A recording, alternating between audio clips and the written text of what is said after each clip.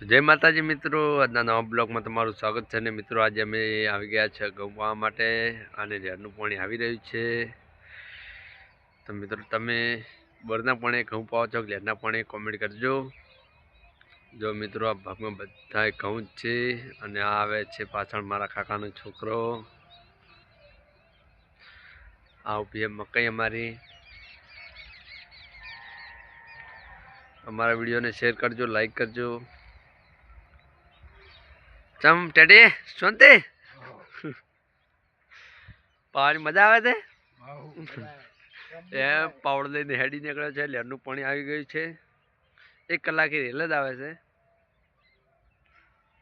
જો મિત્રો કેટલા ઘઉં બધાને સરસ છે. અહીંયા રોજાનો અને ભૂંડરનો ઓછો ચાર્જ છે. બધી જગ્યાએ તો ફેન્સી તાર બધી હોય છે, પણ અહીંયા અમે નથી રાખી. આ તો ગાવડો લઈ પીવું છે એટલા માટે અમે બાંધ્યું છે. તો મિત્રો અમારા નવા બ્લોગમાં તમારું સ્વાગત છે અને આવા નવા અમારા બ્લોગ આવતા રહેશે. લાઈક, ફોલો અને સબસ્ક્રાઈબર જરૂરથી કરજો. જો મિત્રો મથી રહ્યો છે ને ગારામાં. તમે ક્યાંથી વિડીયો જોવો છો કોમેન્ટમાં જરૂરથી જણાવજો. જય માતાજી.